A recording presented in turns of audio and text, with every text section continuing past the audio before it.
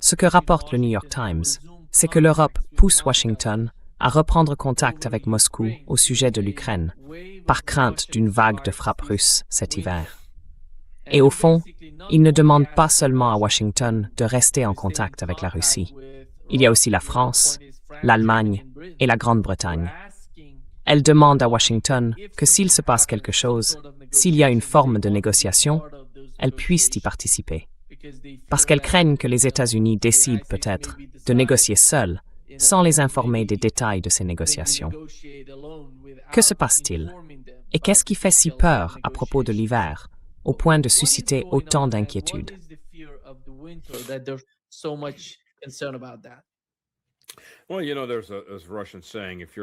Vous savez, il y a un proverbe russe, si vous n'êtes pas à la table des négociations, alors vous êtes au menu. Et les Européens sont au menu. En fait, ils ne sont même pas au menu. Ils sont le menu d'hier, qu'on a jeté de côté. Le problème de l'Europe, c'est qu'elle est foutue. Elle est vraiment foutue.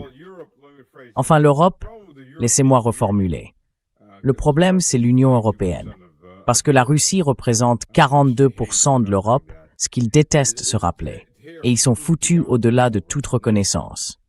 Ils commencent déjà enfin à connaître des pénuries de carburant, d'aviation et de diesel. Et ça ne fera qu'empirer. La folie des États-Unis avec l'Iran ne va pas s'arrêter de sitôt. L'ego de Trump ne lui permettra jamais de se retirer. Et puis, il doit beaucoup trop à ses propriétaires israéliens.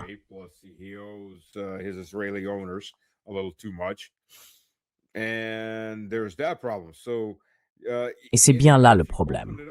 Même si vous rouvrez demain, vous avez déjà accumulé sur ces 5 derniers mois des déficits tellement énormes sur du pétrole qui n'est jamais arrivé sur le marché. Quoi qu'il arrive, il y aura des conséquences. Mais il y a aussi un autre problème. Ce n'est pas comme si les Européens avaient soudain décidé « Hey, on veut être amis avec la Russie ». Oh, ils détestent la Russie autant qu'ils l'ont toujours détestée. Ils veulent la dévorer vivante. Mais ils ont seulement compris qu'ils ne vivraient peut-être pas assez longtemps pour y parvenir. Parce que premièrement, ils ont suivi leurs 40 jours de... Enfin, c'était en réalité Rubio et Trump.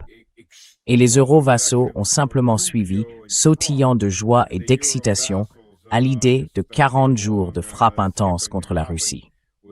On va briser le dos de la Russie.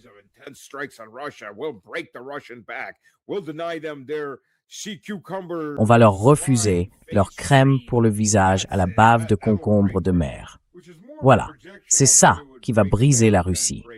C'est surtout une projection de ce que cela briserait en Amérique et en Europe, pas de ce que cela briserait en Russie.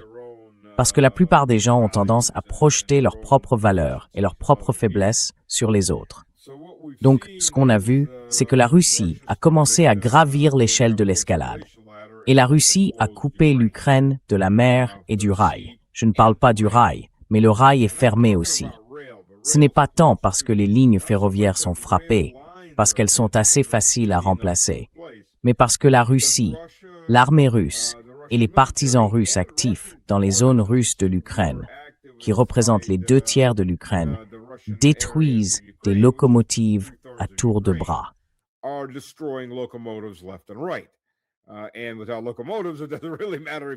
Et sans locomotive, peu importe à quel point votre réseau ferroviaire est performant, rien ne bouge. Et c'est là que le problème se pose. Non seulement l'Ukraine ne peut plus faire sortir ni faire entrer du matériel militaire, parce que l'Ukraine est l'une des plus grandes plaques tournantes mondiales du marché noir de l'équipement militaire. Et croyez-moi, le Pentagone le sait, et ils en tirent de l'argent. Mais elle doit tout de même exporter ses céréales. Et la majeure partie de ces céréales allait en Europe. Et l'Europe, par son éternelle stupidité, est sur le point de connaître, au moins pour les classes populaires, une famine. Une famine au sens tout à fait littéral. Les prévisions de récolte en Europe, hors Russie, pour cette année, sont en baisse de 40% par rapport à l'an dernier.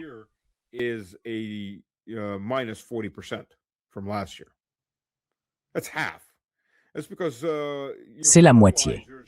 Parce que, vous savez, le prix des engrais a triplé et les agriculteurs européens n'ont pas les moyens d'en acheter. En plus, l'Union européenne, les dégénérés sataniques liés à Epstein qui dirigent l'Union européenne, ainsi que la plupart des pays européens, sont en guerre contre leurs agriculteurs. Littéralement. Regardez les Pays-Bas. Ils essayent de détruire les exploitations agricoles des gens. Et face aux nombreuses protestations, ils ont décidé, bon, pour sauver l'environnement, il faut donner des pilules à vos vaches pour qu'elles ne pètent plus. Au passage, ces pilules ont aussi tué les vaches. Et si vous ne le faites pas, vous allez en prison et on vous prend votre ferme de toute façon. Donc on vous ruine d'une manière ou d'une autre.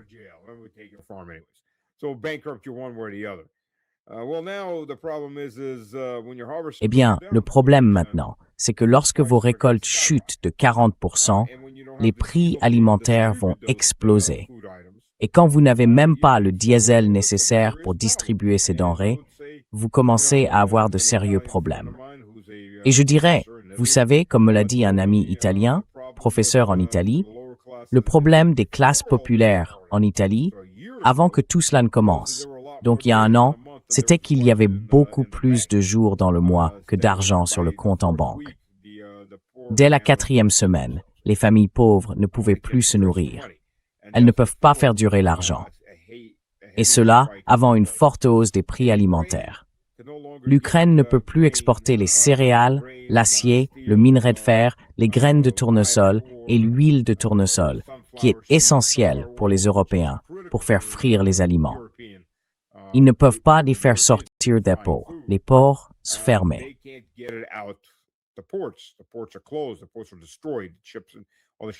Les ports sont détruits. Tous les navires sont touchés, qu'ils entrent ou qu'ils sortent. Et le rail, maintenant, c'est hors de question. Alors, qu'est-ce qui reste? Les semi-remorques. Au mieux, on estime qu'elles peuvent transporter peut-être 5 ou 6% de la production agricole ukrainienne. Parce qu'au passage, les stations-service sont aussi mises hors service, pour différentes raisons, mais elles le sont. Donc ça limite ce qui peut être acheminé. Alors maintenant, les Ukrainiens sont essentiellement foutus. Et la conséquence, c'est que toute l'Europe est foutue, sauf la Russie. La Russie, elle, obtient 2 récoltes. Je sais que ça choquera la plupart des Occidentaux, en particulier les Américains. La Russie produit presque 2 fois plus de blé que les États-Unis et utilise environ 1/5 des engrais utilisés par le reste du monde grâce à ses terres noires. Eh bien, la première récolte qui est rentrée a été une récolte record.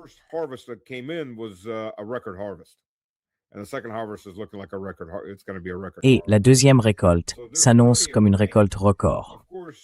Ce sera une récolte record. Donc, il y a beaucoup de céréales. Bien sûr, à cause de l'Amérique, parce qu'il faut appeler les choses par leur nom. L'Amérique prend pour cible des navires dans la mer d'Azov et lait de la mer Noire. Des navires céréaliers d'ailleurs, et il y en a pas mal. C'est autant de céréales qui n'arriveront pas en Afrique, ni dans d'autres endroits de ce genre. La majeure partie des céréales ukrainiennes va en réalité vers l'Europe. Une grande partie des céréales russes part vers des pays comme l'Égypte.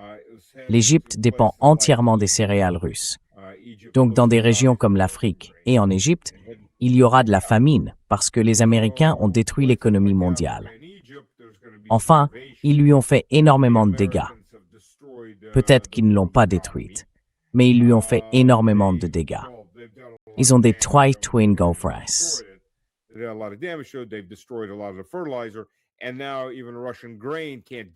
Et maintenant, même le blé russe ne peut plus sortir, parce que les Américains cherchent à assassiner massivement une grande partie de la population mondiale par la famine.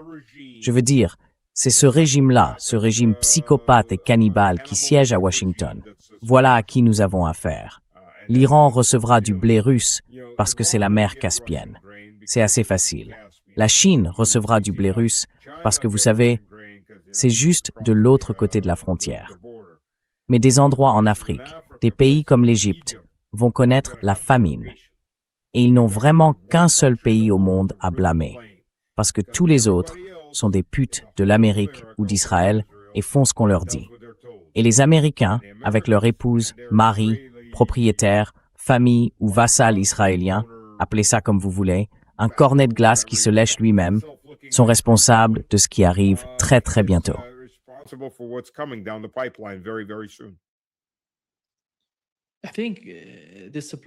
Je pense que les lignes d'approvisionnement vers l'Afrique sont très fortement sous pression en ce moment, non seulement à cause de la Russie, mais aussi de l'Asie occidentale.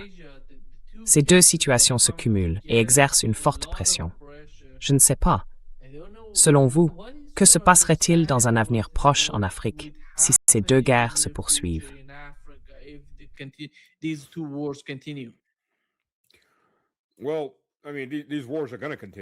Eh bien, ces guerres vont continuer, évidemment.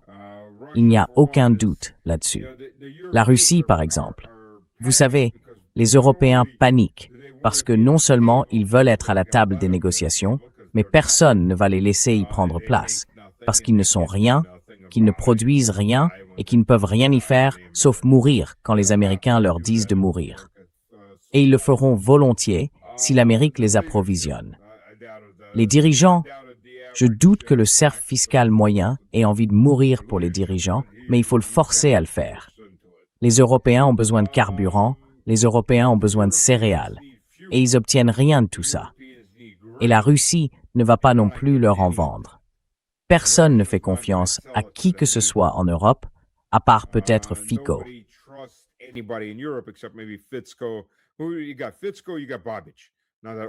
Vous avez Fico, vous avez Babiš.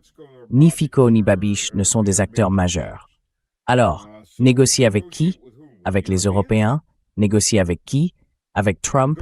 L'Occident est dirigé par des maniaques qui ont brûlé tous les ponts qui aient jamais existé et n'ont aucune crédibilité. Personne ne leur fait confiance. Et l'Afrique, l'Amérique latine et l'Asie du Sud-Est vont être les plus durement touchés par ces gens. Enfin, l'Afrique plus que tout le reste. Pour des raisons évidentes, l'Afrique connaît une forte insécurité alimentaire, ce qui signifie qu'il n'y a pas assez de nourriture et que les gens peuvent mourir de faim. Mais encore une fois, c'est aussi le cas de la Grande-Bretagne, si on y regarde de près. Enfin, regardez, la Grande-Bretagne se présente comme une économie du premier monde. Mais regardons ce qu'est réellement la Grande-Bretagne, à travers les magazines britanniques, les journaux britanniques.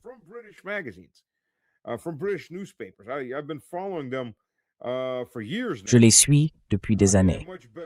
Et même à des périodes bien meilleures, vous savez quels sont les taux de surmortalité hivernale au Royaume-Uni. Et il faut tenir compte du fait que certaines régions du Royaume-Uni n'ont même pas de neige, ou alors très peu. Vous savez, la température moyenne en hiver à Londres est au-dessus de 0. L'Écosse, c'est froid. Mais enfin, c'est l'hiver. Enfin, ce n'est pas l'hiver. Ce n'est pas comme en Russie. -20, -50 selon l'endroit où vous êtes. -65 selon l'endroit où vous êtes. Ça, c'est l'hiver. Là, c'est un hiver léger. Et les taux de surmortalité au Royaume-Uni, chaque année, par surmortalité, ils entendent des gens qui meurent de froid ou de faim, c'est entre 20 000 et 50 000 personnes par an. Surtout des personnes âgées qui meurent de froid.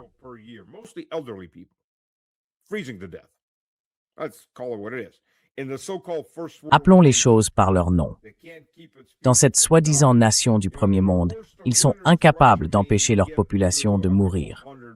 Lors des hivers les plus rudes, la Russie peut compter quelques centaines de morts, peut-être 1 millier. Certains seront probablement des sans-abri, ou des gens bloqués dans une voiture quelque part, dans une congère. Et là, on parle de l'Angleterre du premier monde, où 40 à 50 000 personnes meurent régulièrement chaque année, d'après leurs propres journaux. Suivez simplement leurs propres journaux. Ils le reconnaissent eux-mêmes. Vous savez, là où un enfant sur 5 ou sur 4 naît dans un couloir ou dans un taxi parce qu'il n'y a pas de place à l'hôpital pour une femme enceinte sur le point d'accoucher. Voilà une partie du jardin du premier monde.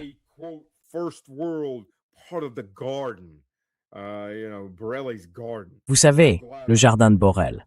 Je suis content de vivre dans la jungle. Vous savez, c'est tout ce que je peux dire. Je ne vais probablement pas mourir de froid. Je vais mourir de faim. Et si ma femme accouchait en ce moment même, on est presque certain que comme c'est déjà arrivé, on se retrouverait dans un hôpital. Pas dans le couloir d'un hôpital, ni dans un taxi à courir d'un hôpital à l'autre pour trouver un lit libre. Alors ils sont paranoïaques. Mais oui, L'Afrique est dans une situation terrible. J'éprouve énormément de compassion pour ces gens. Ce n'est pas leur faute si, encore une fois, les Européens et leurs rejetons se comportent en parasites de l'humanité. Encore une fois, ils n'arrivent tout simplement pas à s'en empêcher. Et maintenant, ce sont des continents entiers qui vont payer pour ça. Yeah, yeah, exactly. Let me Exactement. Je vais afficher la carte de l'Ukraine, avec la partie Est et la partie Ouest ici. Regardez, la Russie impose un blocus sur Odessa et Nikolaïev. Odessa here and Nikolaev. Right. Nikolaev is not Oui, a port. enfin non, Nikolaïev n'est pas un port à proprement parler. C'est sur le fleuve, mais de toute façon, ils ne peuvent rien en faire sortir, parce qu'ils doivent descendre le fleuve. Oui, ils doivent passer sous le contrôle de la Russie. Maintenant, au nord d'Odessa, vous avez le port de Yuzhny, le port du sud. Ensuite, vous avez 3 autres ports au sud d'Odessa, le long de la mer Noire, puis encore 3 ports sur le Danube qui forment la frontière sud d'Odessa. Ce petit, tout est dans cette zone. Enfin, c'est plus que ça. J'aimerais avoir le contrôle de ça. Je le délimiterai. Regardez la frontière sud-ouest de la province d'Odessa, en Ukraine. Non, non, non, au sud-ouest. Continuez à descendre. Descendez, descendez, descendez. Là, juste là. Remontez un peu. Là, juste là. C'est la frontière. Enfin, un peu plus bas, la frontière réelle. Non, non, maintenant un peu plus haut. Enfin, regardez la différence de couleur, juste là. Oui, vous parlez de cette zone-ci? Oui, oui. La frontière sud, c'est le Danube. Et il y a 3 ports le long du Danube. Ces ports sont aussi détruits, activement détruits. Et maintenant, d'ailleurs, la Russie détruit également les liaisons ferroviaires qui entrent et sortent d'Odessa, ainsi que celles de ses ports. Donc tout cela a été très activement visé. Alors oui, ces ports sont perdus. À toute fin utile, l'Ukraine est désormais un pays enclavé. Et à terme, ces ports redeviendront partie de Russie. Donc,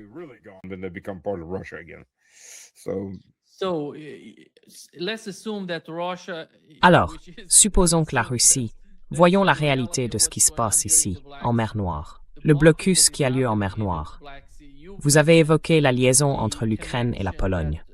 Oui, j'imagine que, pour la frontière avec la Biélorussie, je ne sais pas quel contrôle s'y exerce. oh, c'est complètement fermé. C'est fermé. C'est fermé avec des troupes de chaque côté qui se font face. Donc oui, aucun trafic ne traverse cette frontière.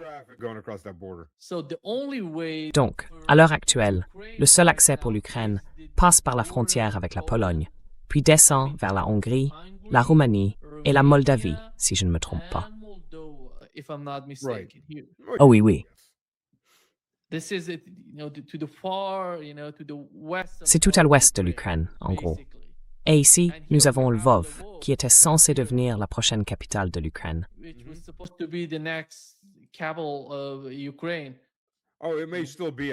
Oh, ça pourrait encore rester la capitale de l'Ukraine pendant un petit moment après la chute de Kiev. Oui, ils évacueront probablement par là. La grande question, c'est de savoir si les Polonais les laisseront garder Lvov ou non.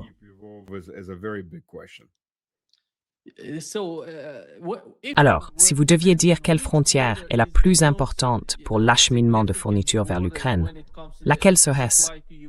Est-ce la frontière roumaine ou celle avec la Pologne?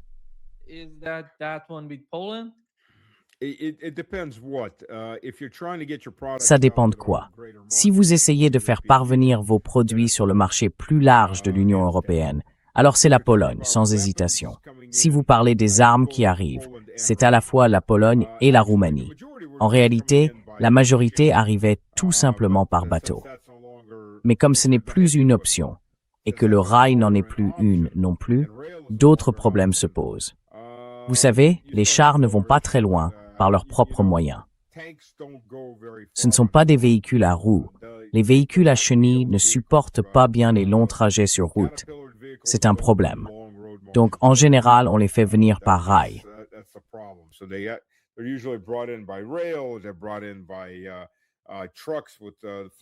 Ils sont acheminés sur des camions à plateau.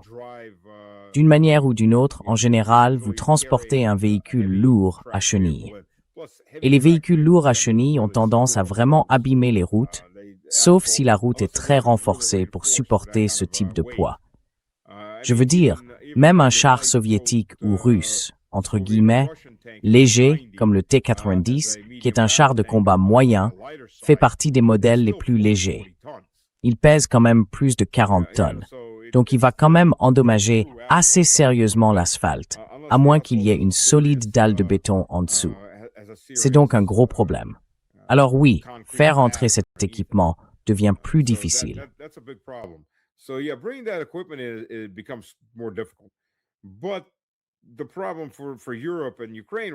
Le problème pour l'Europe et l'Ukraine en ce moment, c'est de faire sortir les céréales. Et pour donner un chiffre en dollars, l'Ukraine risque 50 milliards de dollars de recettes. Donc c'est 50 milliards de dollars de plus que les contribuables américains et européens vont pouvoir dépenser pour l'Ukraine. Donc, c'est une petite somme. Une petite somme. Pourquoi les Américains ne peuvent pas avoir des écoles, des soins de santé, des chemins de fer qui fonctionnent, et tout le reste?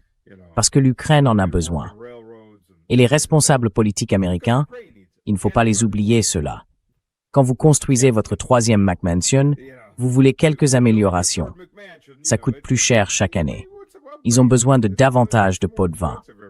Est-ce que je suis trop sarcastique? Am I being too sarcastic?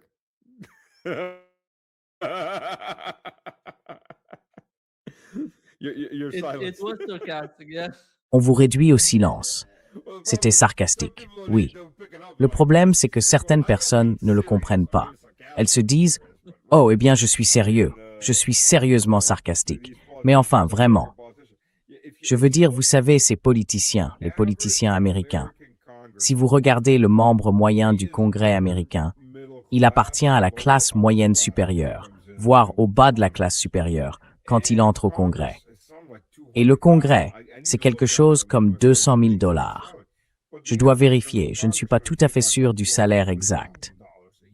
Mais le membre moyen du Congrès gagne environ 240 000 dollars par an de salaire. Ce qui, au passage, si vous vivez à Washington et que vous louez une maison de ville à Georgetown, va pratiquement engloutir toute cette somme. Et très vite, ils sont tous millionnaires. Vous savez, j'adore un peu ça, les millionnaires, et plus encore le système américain. Yeah, the American system.